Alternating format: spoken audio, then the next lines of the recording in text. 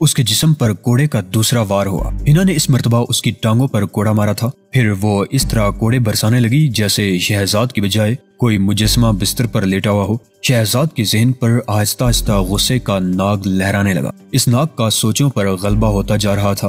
اس کے جسم پر آڑی ترچھی لکیروں کے ان گنت نشانات بن گئے۔ اس منظر کی عکس بندی ہوتی رہی۔ ڈاکٹر نوریان مختلف زاویوں سے تصویریں اتارتا رہا تھا۔ شہزاد کو ان دونوں سے بے پناہ نفرت محسوس ہونے لگی۔ وہ حیران تھا کہ دنیا میں ڈاکٹر نوریان جیسے بے ضمیر لوگ بھی موجود ہیں جن کے نزدیک عزت و ناموس کی کوئی اہمیت ہی نہیں ہوتی۔ انہیں صرف دولت سے پیار ہوتا ہے اور اس کے حصول کے لیے ہر حد کو پار کر جاتے ہیں۔ ہنا تھک گئی۔ وہ کسی ایسی گھوڑی کی طرح ہانپ رہی تھی جو نہ جانے کب سے دوڑتے دوڑتے بری طرح تھک گئی ہو۔ اس نے کوڑا پھینک دیا اور پھر وہ نڈال سی بستر پر گر گئی۔ اس کے حلق سے ایک آواز نکلی۔ ہنا نے نوریان سے کچھ کہا تھا جسے شہزاد نہ سمجھ سکا۔ اسی لمحے روشنی غائب ہو گئی اور ہنا کا تھکن سے چور چور جسم اس کی طرف بڑھنے لگا۔ شہزاد کا جسم ٹھنڈا ٹھنڈا پسینہ اگلنے لگا۔ اٹھو! نوریان کی توہمکانہ آواز سنائی دی اور اس کے ساتھ ہی کمرے میں روشنی پھیل گئی۔ شہزاد خاموشی سے اٹھ کھڑا ہوا۔ اس نے نوریان کی ہدایت پر لباس پہنا اور پھر کسی معمول کی طرح مزید احکامات کے لیے انتظار میں کھڑا رہا۔ ہنا اب بھی بستر پر نڈال پڑی تھی۔ شہزاد کو بے پناہ کراہیت کا احساس ہو رہا تھا، لیکن اب بھی اس کے ضبط کا دامن نہیں چھوٹا تھا۔ فلم بندی کے مرحلے سے گزرنے کے بعد کیا ہوگا، یہی ایک خیال بار بار اس کے ذہن میں گھوم رہا تھا۔ وہ ان دونوں کے انتہائی اقدام تک یوں ہی معمول بنا رہنا چاہتا تھا۔ آہستہ آہستہ ہنا بھی اٹھ کھڑی ہوئی۔ اس حرامی کو قتل کر دو، اس نے قہر آلودہ آواز میں کہا۔ اسے اتنی اذیتیں دو پاپا کہ میں پرسکون ہو جاؤں۔ میرے دل میں اس شخص کے لیے بے پناہ نفرت ہے۔ ابھی نہیں۔ نوریان غرایا۔ اس نے مجھے کتنی حقارت سے ٹھکرایا تھا، اس کا کسی کو اندازہ نہیں ہو سکتا۔ وہ گرجنے لگی، لیکن نوریان کے ذہن میں ابھی کچھ اور بھی مچل رہا تھا۔ وہ اس مچلنے والے خیالات کو عملی جامہ پہنانے کے سلسلے میں غور کر رہا تھا۔ اسے یقیناً قتل کر دیا جائے گا۔ وہ ناگواری سے بولا، لیکن ابھی نہیں۔ میں اس کے ساتھ اپنی بازی کو ختم کرنا چاہتا ہوں۔ اس کے بعد میں تمہیں بلا لوں گا۔ تم اسے اپنی خواہش کے مطابق ٹھکانے لگا دینا، ٹھیک ہے؟ بس اب غصہ تھوک دو۔ وہ غصے سے آگے بڑھی اور اس نے ٹائیگر کے منہ پر تھوک دیا۔ اب تک وہ درجنوں کوڑے کھا چکا تھا، لیکن اس نے تکلیف کی خفیف سی لہر بھی محسوس نہیں کی تھی۔ البتہ ہنا کی اس حرکت نے اس کی روح تک کو جھنجھوڑ رکھا تھا۔ اس بار شہزاد نے خود کو جس انداز میں روکا تھا، اس کے لیے اسے ذہنی طور پر شدید جدوجہد کرنی پڑی تھی، اور اس کوشش میں اس کی پیشانی پسینے سے بھیگ گئی تھی۔ خون کا ایک گھونٹ تھا جو اسے مسلطن پینا پڑا۔ چلو میرے پیچھے آؤ، نوریان نے حکم دیا۔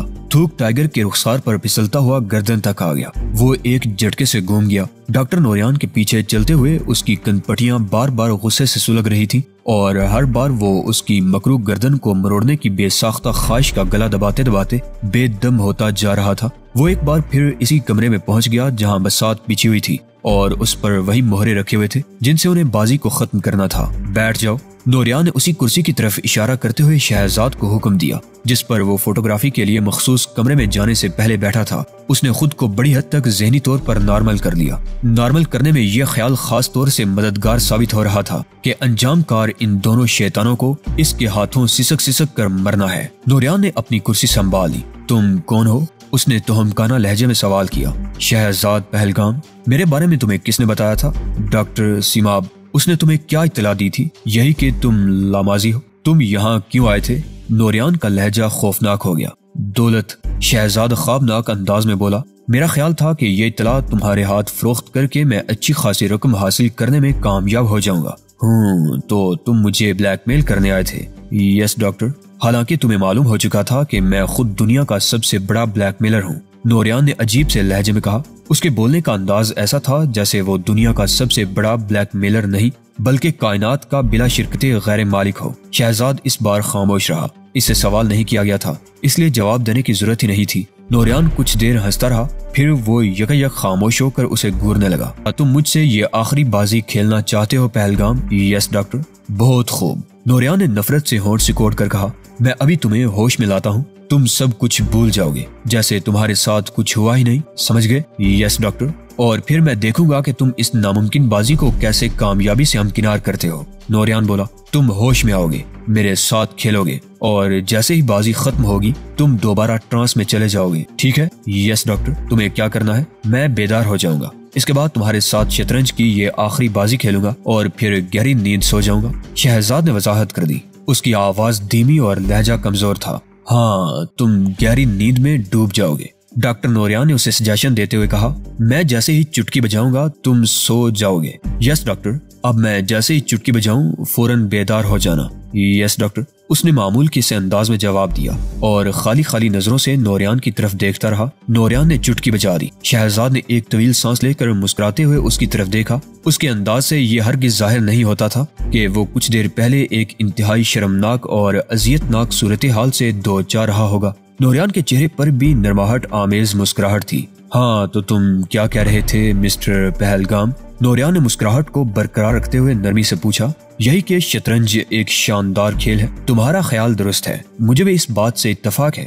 نوریان نے اس بات میں سر ہلاتے ہوئے کہا، دراصل یہ بادشاہوں کا کھیل ہے، اسے عام آدمی کے لیے ممنوع قرار دے دیا جانا چاہیے۔ پہلے تو شاید ایسا ہی تھا۔ بہرحال نوریان نے بساط کی طرف اشارہ کیا۔ تم کہہ رہے تھے کہ ان دو مہروں کی مدد سے بازی جیت سکتے ہو۔ میرا تو یہی خیال ہے۔ کیا اب بھی تم اس بات پر مصر ہو؟ نوریان کے لہجے میں حیرت کے ساتھ ساتھ ہلکی سی حقارت بھی پیدا ہو گئی۔ ہاں ڈاکٹر، شہزاد نے مسکرا کر جواب دیا۔ تو پھر چلو، میں دیکھنے کے لیے بے چین ہوں۔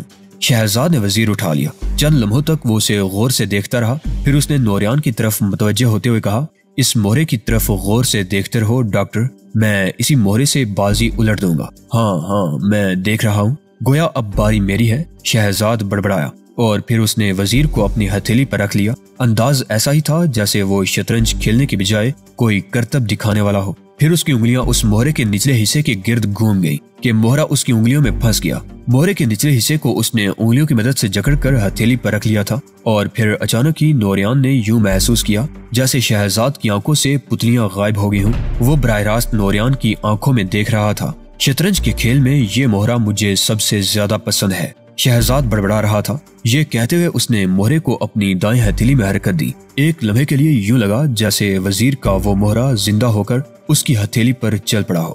اس کے ساتھ ہی شہزاد کی کلائی نے ایک زبردست جھٹکا لیا۔ یہ شطرنج کی تاریخ میں غالباً سب سے بڑی چال تھی۔ مہرے کا بالائی کنارہ سیدھا نوریان کی دائیں آنکھ کی طرف تھا۔ اچانک وہ اس کی ہتھیلی سے اچھلا اور سیدھا نوریان کی دائیں آنکھ میں جا کر پیوست ہو گیا۔ نوریان کی دائیں آنکھ خراب تھی اور وہ اس پر سبز کپڑے کی ایک دجی سجائے رکھتا تھا۔ اس دجی کو چیر کر مہرے کا سر اس کی خراب آنکھ میں چبھ گیا۔ سبز کپڑے کی دجی سے خون نیچے گرنے لگا۔ اس خون کی لکیر کو دیکھ کر یوں محسوس ہوتا تھا جیسے ایک سرخ رنگ کا ربن اس کی آنکھ سے گود تک چلایا ہو۔ شہزاد خاموش سا اس کی طرف دیکھتا رہا۔ اس کے چہرے پر بے پناہ اطمینان تھا۔ مہرہ اپنا کام کر چکا تھا۔ یہ وہی مہرہ تھا جو شہزاد نے اس لڑکی کے مردہ ہاتھ سے حاصل کیا تھا جسے وہ اپنے دل کی ملکہ بنائے ہوئے تھا۔ ڈاکٹر چند لمحوں تک تو جس حالت میں بیٹھا تھا اسی میں بیٹھا رہا، پھر اس کی چٹکی بجنے لگی۔ مرتے ہوئے اس کے ذہن میں غالباً یہی ایک خیال باقی رہ گیا تھا کہ وہ چٹکی بجا کر شہزاد کو دوبارہ ٹرانس میں لے جا سکتا ہے۔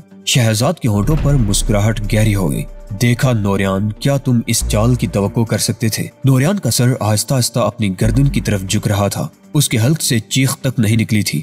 ہلکی سی کرا بھی مرتے وقت اسے نصیب نہیں ہوئی تھی۔ وہ آہستہ آہستہ جھکتا ہوا شطرنج کی بساط سے ٹک گیا۔ خود اس کا خون اگلتا ہوا چہرہ ایک زندہ مہرہ لگ رہا تھا جس نے بساط پر جان دے دی تھی۔ شہزاد اطمینان سے اٹھ کھڑا ہوا۔ اس نے ادھر ادھر دیکھا اور پھر ڈاکٹر کی طرف متوجہ ہوا۔ ڈاکٹر نوریان، اب میں ایک بازی تمہاری اس منحوس بیٹی کے ساتھ بھی کھیلنا چاہتا ہوں۔ اس نے پردے کی طرف دیکھا جس کے عقب میں فوٹوگرافی کا کیمرہ تھا اور وہاں ہنا موجود تھی۔ ہنا نے اس کی آواز یقیناً سنی ہوگی، لیکن چونکہ نوریان کے حلق سے کوئی غیر معمولی آواز نہیں نکلی تھی اس لیے وہ مشکوک نہیں ہو سکتی تھی۔ شہزاد نے ڈاکٹر کی طرف نگاہ ڈالی تو اس کے چہرے پر ذرا بھی بے یقینی کا تاثر نہیں تھا۔ اسے اپنی چال پر اعتماد تھا اور اسے یقین تھا کہ نوریان مر چکا ہے۔ غالباً اسی یقین کی وجہ سے اس نے نوریان کی نبض تک ٹٹولنے کی زحمت گوارا نہیں کی تھی۔ وہ آہستہ آہستہ اس پردے کی طرف بڑھنے لگا جس کے عقب میں فوٹوگرافی کا کیمرہ تھا۔ وہ ہنا سے آخری بازی کھیلنے جا رہا تھا، نفرت کی بساط پر زندگی اور موت کی بازی۔ ہنا ابھی تک بے لباس تھی۔ وہ اس کمرے میں فوٹوگرافی کے کام میں مصروف تھی، خود شہزاد کی اور اس کی اپنی تصویروں کے نیگیٹو دانت کی ایک پلیٹ پر رکھے کسی کام میں منہمک تھی۔ شہزاد سیدھا ڈارک روم میں گھس گیا۔ آہٹ سن کر ہنا نے پیچھے دیکھا۔ شہزاد پر نگاہ پڑتے ہی اس کی آنکھیں پھیل گئیں۔ اس کی آنکھوں میں دہشت اتر آئی تھی اور اس کا منہ حیرت کی زیادتی سے کھلا کا کھلا رہ گیا۔ اس نے شہزاد کے کندھوں کے اوپر سے اس کے عقب میں دیکھنے کے لیے پنجوں کے بل کھڑے ہونے کی کوشش کی، پھر شہزاد کے مسکراتے ہونٹوں کو دیکھ کر رک گئی۔ شاید وہ یہ دیکھ رہی تھی کہ شہزاد کے عقب میں ڈاکٹر نوریان بھی موجود ہے یا نہیں، لیکن اسے مایوسی ہی ہوئی۔ شہزاد تنہا ہی ڈارک روم میں داخل ہوا تھا۔ وہ بازی ہار گیا، شہزاد نے زیر لب کہا۔ اچانک وہ تیزی سے آگے بڑھی، اس نے شہزاد کے پیٹ میں ٹھوکر مارنے کی کوشش کی، لیکن شہزاد ہنستا ہوا سامنے سے ہٹ گیا۔ اس کے ساتھ ہی شہزاد کا بایاں ہاتھ چل گیا۔ اس نے پوری قوت سے ایک تھپڑ ہنا کے منہ پر مارا۔ اگلے لمحے اس کے بال شہزاد کی مٹھی میں تھے۔ بالوں کو جھٹکا دے کر اس نے ہنا کو اپنی طرف کھینچ لیا۔ میرے رخسار پر تمہیں اپنی نفرت کا اظہار بہتا ہوا نظر آ رہا ہے، اس نے خوفناک لہجے میں دریافت کیا۔ ہنا نے مارے تکلیف کے کراہتے ہوئے اس بات میں سر ہلا دیا۔ اسے اپنے ہاتھوں سے صاف کرو۔ ہنا کی کانپتی ہوئی انگلیاں اس کے رخسار کی طرف بڑھیں اور پھر اس نے رخسار کو پونچھ ڈالا۔ شہزاد کے حلق سے کہا ابل پڑا۔ تم واقعی ایک سمجھدار لڑکی ہو، اس نے کہا۔ اگر تم نے فوراً ہی میری اس بات پر عمل نہ کیا ہوتا تو میں دوسری بار اسے چاٹنے کا حکم دیتا۔ وہ اس کی گرفت میں مچلنے لگی۔ نہیں، تم ان ہاتھوں سے نہیں نکل سکتی۔ شہزاد غرایا۔ یہ موت کے ہاتھ ہیں منحوس گڑیا۔ اس کا دوسرا ہاتھ لڑکی کے نرخرے پر پہنچ گیا۔ مجھے مت مارو، مجھے زندہ رہنے دو۔ تم ایک ایسی ناگن ہو جس کا سر کچل دینا ہی بہتر ہے، شہزاد نے شفاق لہجے میں کہا۔ تم نے جزیرہ فردوس کے پرسکون ماحول میں جس درندگی کا مظاہرہ کیا ہے، مجھے اس سے اور تمہاری لامازی ہونے سے نفرت ہے۔ سب سے بڑھ کر مجھے اس بات سے نفرت ہے کہ تمہاری روح کو ایک لڑکی کا جسم دیا گیا۔ اس کے ہاتھ کی گرفت بڑھنے لگی، ہنا کی آنکھیں حلقوں میں ابلنے لگی۔ اس نے منہ کھول کر پوری قوت سے چیخنا چاہا، لیکن دہشت کی زیادتی اور موت کو سامنے دیکھ کر شاید اس کا حلق خشک ہو گیا تھا، وہ کوشش کے باوجود نہ چیخ سکی۔ شہزاد نے دباؤ مزید بڑھا دیا۔ ہنا کی زبان نکل آئی اور پھر وہ دم توڑ گئی۔ اگرچہ شہزاد کی سنگلاخ انگلیوں نے اس کی سانس کی ڈوری کو توڑ دیا تھا، لیکن اسے معلوم تھا کہ لڑکی مارے دہشت کے پہلے ہی مر گئی تھی۔ اس کی حرکتیں کل بند ہو گئی تھی۔ اس نے پوری قوت سے ہنا کی بے لباس لاش کو ایک طرف اچھال دیا۔ وہ دیوار سے ٹکرائی اور کسی چپکلی کی طرح فرش پر گرنے کے بعد وہیں بے حس و حرکت پڑی رہی۔ آخری لمحوں میں اس کی آنکھوں کی چکا چند اور رخساروں کی تمتماہٹ تک ختم ہو گئی تھی، جیسے دہشت کے آسیب نے پلک جھپکتے میں اس کا سارا خون پی لیا ہو۔ شہزاد نے اس کی لاش کی طرف دیکھا۔ اس کا جی تو چاہا تھا کہ اسے بے پناہ اذیتیں دے دے کر مارے، لیکن وقت کم تھا اور اسے اس عمارت سے ابھی اہم کاغذات اور تصویریں حاصل کرنا تھی۔ ڈارک روم کی تلاشی لیتے ہوئے وہ سوچ رہا تھا کہ ہنا کو مارنے سے پہلے کم از کم اسے ان کاغذات اور تصویروں کے بارے میں ضرور معلوم کر لینا چاہیے تھا۔ ہنا کی لاش فرش پر پڑی ہوئی تھی اور اوپر سے کوئی سیال اس جگہ گر رہا تھا۔ یہ سیال پسینے کے قطروں کی طرح اس کے جسم پر جلملانے لگا۔ شہزاد نے تمام نیگیٹو تلاش کر کے جلا ڈالے اور پھر پوری عمارت کی تلاشی لے کر جو بھی کارآمد کاغذات یا تصویر ہاتھ لگی اسے بھی نظر آتش کر دیا۔ اس کے باوجود وہ مطمئن نہ ہوا تو اس نے گراج سے پیٹرول کا ڈبہ لیا اور پورے گھر میں کچھ اس انداز سے چھڑکا کہ آگ لگنے کے بعد اس پر آسانی سے قابو نہ پایا جا سکے۔ اس نے پوری عمارت کو آگ لگا دی اور وہاں سے نکل کر کچھ فاصلے پر تاریکی میں کھڑا ہو کر نظارہ کرنے لگا۔ آگ تیزی سے بڑکی تھی اور شعلے آسمان سے باتیں کرنے لگے تھے۔ فائر بریگیڈ کی پہلی گاڑی تقریباً 20 منٹ بعد پہنچی۔ اس وقت تک عمارت میں لگی ہوئی آگ بے قابو ہو چکی تھی۔ شہزاد کو یقین تھا کہ جب تک فائر بریگیڈ کا عملہ اس آگ پر قابو پانے میں کامیاب ہوگا تب تک سب کچھ راکھ بن چکا ہوگا۔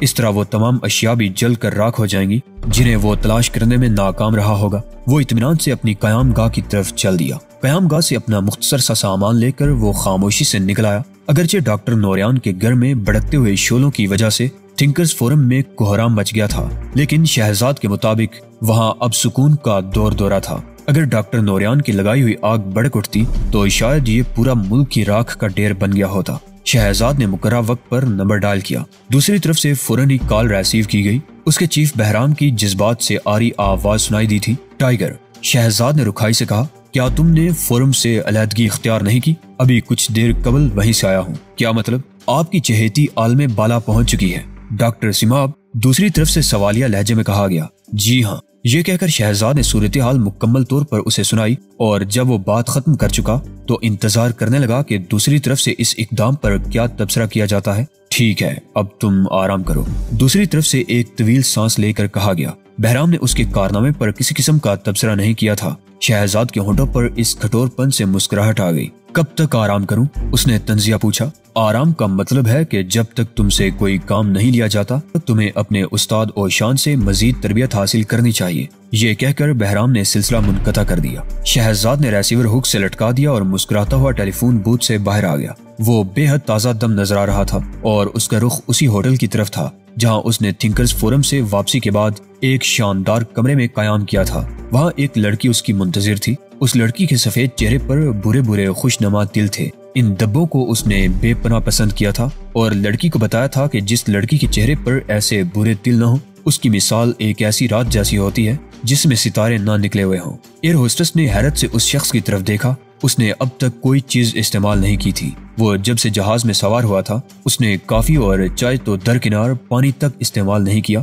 جب وہ سیٹ کی پشت گاہ سے ٹیک لگا کر سونے کی کوشش کر رہا تھا تو اس نے ایک تکیہ اسے دینے کی کوشش کی تھی، لیکن اس پراسرار شخص نے تکیہ بھی قبول نہیں کیا۔ جب وہ نمایاں طور پر سوتا محسوس ہوا تو ایئر ہوسٹس نے عذرائے ہمدردی اس کا سر اٹھا کر تکیہ رکھنے کی کوشش کی، لیکن اس بار دو نوجوان تیزی سے اس کی طرف لپکے اور انہوں نے نہ صرف ایئر ہوسٹس سے تکیہ چھین لیا بلکہ ایئر ہوسٹس کو بھی شدید دھکا دیا۔ ایئر ہوسٹس خود کو بمشکل سنبھالنے میں کامیاب ہوئی۔ اسے ان لوگوں پر بے حد تاؤ آ رہا تھا، لیکن اس نے خود پر جبر کرتے ہوئے نہ صرف معذرت کر دی بلکہ اس نے اپنے ہونٹوں پر پیشہ ورانہ مسکراہٹ بھی بکھیر لی تھی۔ یہ لوگ یقیناً لامازی قوم سے تعلق رکھتے تھے۔ جزیرہ فردوس کے مقامی ہونے کی وجہ سے اسے بھی لامازیوں سے نفرت تھی، لیکن وہ اپنے فرض میں کوتاہی نہیں کرنا چاہتی تھی، اس لیے اس نے شروع ہی سے دیگر مسافروں کی طرح ان لامازیوں کا بھی خیال رکھنے کی کوشش کی تھی۔ اب یہ الگ بات تھی کہ انہوں نے جواباً اسے کوئی اچھا سلوک نہیں کیا۔ تمام مسافروں کو کھانا دیا جا چکا تھا۔ رات آدھی سے زیادہ بیت چکی تھی۔ یہ مسافر بردار طیارہ تیزی سے فردوسی ایئرپورٹ کی طرف محو پرواز تھا اور ابھی نصف گھنٹے کی پرواز باقی تھی۔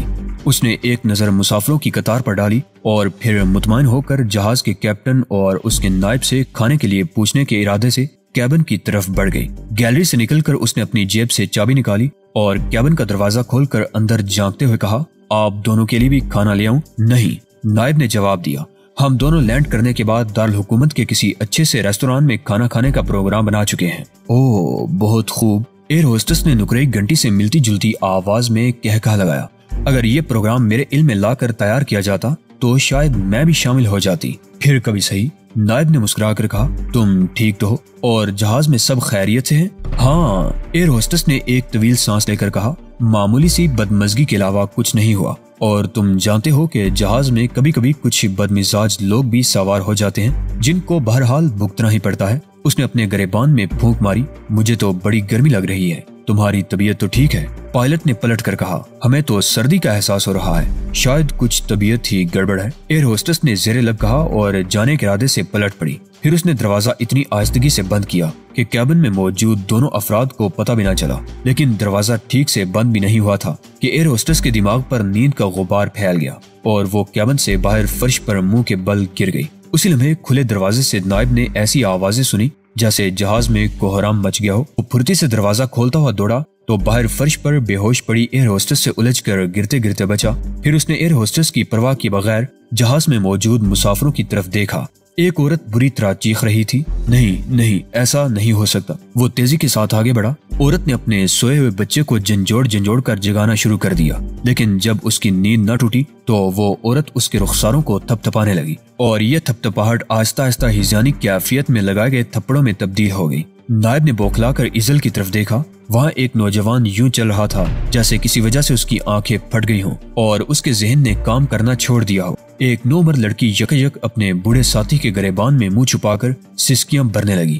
چند لمحوں تک تو پائلٹ کے نائب کو اس صورتحال کی وجہ ہی سمجھ میں نہ آ سکی۔ پھر اس نے ان دو نوجوانوں کی طرف دیکھا جن کے ہاتھوں میں ریوالور تھے اور پھر خود نائب کے دہانے اور آنکھوں میں پھیلاؤ پیدا ہوتا چلا گیا۔ ان ریوالور بدست نوجوانوں کے پیروں میں ایک شخص کسی لاش کی طرح پڑا تھا۔ دونوں نوجوان گہری نظروں سے ادھر ادھر دیکھ رہے تھے۔ خود ان کے چہروں سے پریشانی ہویدہ تھی، لیکن ان کا انداز جارحانہ تھا۔ بالکل یوں محسوس ہوتا تھا جیسے وہ اگلے چند لمحوں میں جہاز کے ہر مسافر کو گولی مار دینے کے ارادے پر نظر ثانی کر رہے ہوں۔